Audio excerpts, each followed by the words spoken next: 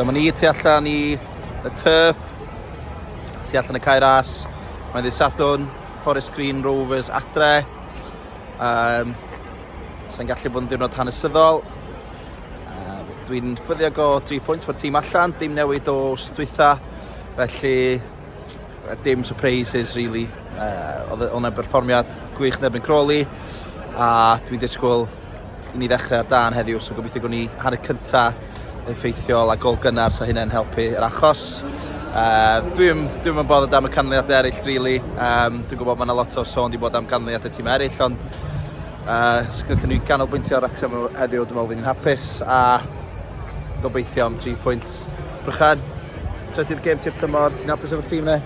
Ynddo, dwi'n hapus bod Formula 1 y gaften ag yn dechrau hynny. Be ti'n meddwl fydd sgor? 2-1 i ni, efo Oli Palmer a Paul Mullin y sgorio. Na fo, chi wedi clywed i fama, 2 i Wrexham, dwi'n mynd i ddeud 2 ddim i Wrexham, a dwi'n ffansi Tom O'Connor sgorio header heddiw. Felly con i weld, mae Ifor Alun yn y maes gwyn, dwi'n meddwl con i'n glywed oedd nhw nes ymlaen. Iawn, dyma ni yn y maes gwyn, just cyn cicio y gêm i ffwr. Pawb yn gyffroes, edrych ymlaen, yn erbyn Forest Green, gafon ni gêm gyfartal, fatha sgorio yn y munudau ola yn Forest Green, ond os da ni'n ennill heno, ydy MK Dons a Barrow ddim, mae Wrexham yn cael Dyrchafiad. Ti'n teimlo'n hyderus efo? Dwi'n gwbl hyderus. Dwi'n meddwl mae'r tîm sgynnon ni heddiw yn mynd i fod yn wahanol i'r tîm yn erbyn Forest Green, so ddylen ni ddigrydd yn nhw. Dwi'n gweld y tîm eraill yn cael y canlyniadau maen nhw angen. Dwi'n meddwl fydd yna barti heno. Da, wel, da ni'n edrych ymlaen. Mae'r un tîm a nos Fawrth, chwarae'n dda yn erbyn Crawley. Felly, fydd Forest Green ddim yn dod allan ato ni fel nath Crawley, oedd falle di siwtio ni well. Ond dwi'n meddwl fe gennym ni ddigon yn y tîm i'w torri nhw lawr. Buddigoliaeth. Dwi'n ddim yn meddwl eith 2 gêm arall y ffordd, felly fi'n addathlu heno, ond dwi'n meddwl falle fydd y parti mawr dim tan wythnos nesaf. Falle, mewn ffordd odd, fydd o os di Barrow ddim yn eraill nos Fawrth neu rhywbeth felly, rhywbeth odd fel la. Ond, os da ni'n cael buddigoliaeth heddiw, dim ond 2 bwynt da ni angen o'r 2 gêm ola, hyd yn oed os di bob canlyniad arall yn mynd yn erbyn ni. Felly mae'n mynd i fod yn ddiwrnod mawr, teimlo'n hyderus. Pa ganlyniad sy'n disgwyl i fod? Dwi'n meddwl bod yn gwrando ar Barry Horn i ddod o 2 ddim. Dwi am ddyblu hynny a dweud 4 i ddim i Wrexham. Dwi'n 100% hyderus heddiw.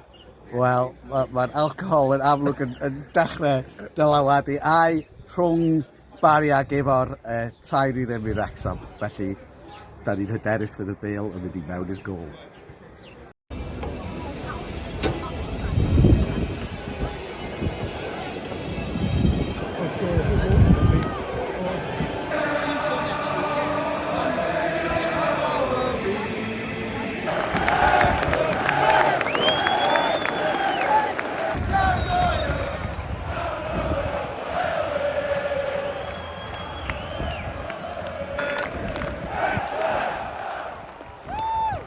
Yn amser, 4 gol i ddim.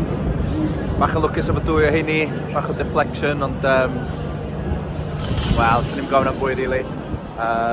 Barrow yn colli'r hyn y bryd, mae MK Dons yn cyfartal. Felly mae'n edrych yn dda ar gyfer mynd i fyny heddiw, ond gen i weld, dwi'n meddwl yn game MK Dons, neu Barrow lawr i 11 hefyd, so MK Dons Mansfield, nhw fydd yn mynd fyny os di Wrexham yn fyny heddiw. Does i fel dim.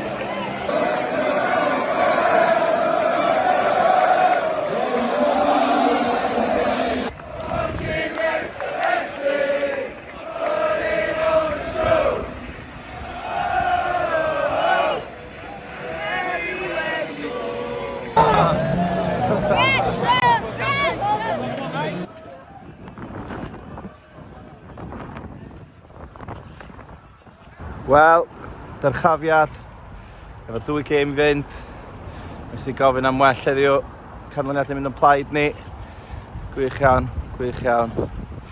The Reds are going up. Wrexham 6, Forest Green dim. Efo'r amlwg ddim wedi cael digon o gwrw cyn y gêm, pan fod o'n dweud 4 gol i ddim. Ond yn fwy na hynny, Mansfield wedi curo MK Dons a Gillingham wedi curo Barrow. A mae hynny'n golygu fod Wrexham yn gyngrau'r 1 mlwyddyn nesaf. So yn tro cyntaf yn hanes y clwb, da ni wedi cael 2 dyrchafiad yn olynol. A Phil Parkes ydy'r rheolwr cyntaf yn hanes y clwb i gael 2 dyrchafiad. Felly mae o'n ddiwrnod eitha hanesyddol a diwrnod da iawn i Phil Parkinson, ond arbennig i Wrexham. Sut wyt ti'n teimlo ar ôl hynna, Ifon? Gorfod leddus, Alun. Na, mae'n gret. Mae'n anodd credu. Llynedd oedd o'n rhyddhad, rwan mae jyst yn, waw, da ni wedi wneud o. Da ni heb chwarae'n arbennig drwy tymor, ond mae pethau wedi dod at ei gilydd y gemau dwythau yma. Chwaraewyr da yn dod nôl ac yn dangos safon. Just gret. Bod ar y cae. Mae'n briliant, mae pawb wrth i boddau yma. Oes, oedd o pawb ar y cae, oedd y flares, chwaraewyr ar ysgwyddau, y cefnogwyr, Paul Mullin yn dod yn ôl ymlaen, eto fel y Messiah, a just... Ti wedi gweld gol gwell ar Ceras? Wel, oedd gol Ryan Barnett, nes i ddechrau gwyddi cyn i'r bêl fynd i fewn, yr eiliad nath o just ei siarp o a cyffwrdd y bêl, oedd o gol anhygoel. Jack Marriott wedi cael gol hefyd jyst i goroni'r pnawn, a oedd y gêm Bournemouth yn teimlo fel 15 mlynedd o ryddhad, yn ffantastig. Mae'r gêm heddiw jyst yn bonus llwyr, a dwi'n meddwl i fel fod ni wedi mynd i fyny eto, mae o yn berfformiad gwych.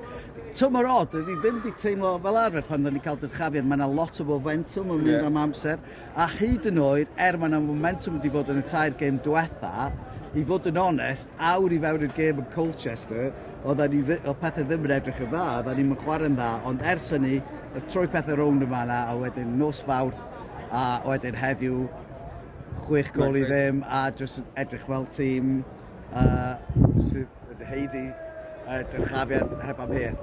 Rhaid dweud fod Forest Green ydy'r tîm gweilod, ac oedd nhw'n ofnadwy, ond bendigedig, pwy oedd chwarae'r gêm i ti? Dwi'n mynd i ddeud Mullin. Dwi'n gwybod mae'n gael y bob wsos, ond mae yna, mae'n brysur, mae'n sgorio, mae'n gwneud bob dim yn iawn. Dwi'n caru'r boi. Ydy, mae o'n arwain y tîm, a hyd yn oed os da ni'n mynd yn ôl i gêm Mansfield cwbl wythnos yn ôl, a mae degau hir oedd Mansfield yn chwarae dda, ond y gwahaniaeth rhwng y ddau dîm, oedd Mullin yn berig ac jyst yn edrych fel sgorio, a felly a fydd yna lot o sgwrs am chwaraewr y tymor, Andy Cannon wedi chwarae dda, Elliot Lee wedi cario'r clwb drwy'r tymor, ond mae Mullin yn mynd i fod yn agos iawn i fod prif sgoriwr, a wedi brifo a wedi chwarae lot llai o gemau. Fel ti ddim wedi arwain y tîm, wedi bod yn gapten lot o gemau rwan. Gret. Dwi'n really hapus am unwaith. A ti'n cytuno fi am unwaith? Ydw, mae yna 2 happy clapper yma heddiw. Dwi'n siŵr fydd arwel yn happy clapper pan gawn ni ddal i fyny efo fo wedyn. A be fedrwn ni ddeud, ond mae Wrexham yn y gyngrair gyntaf.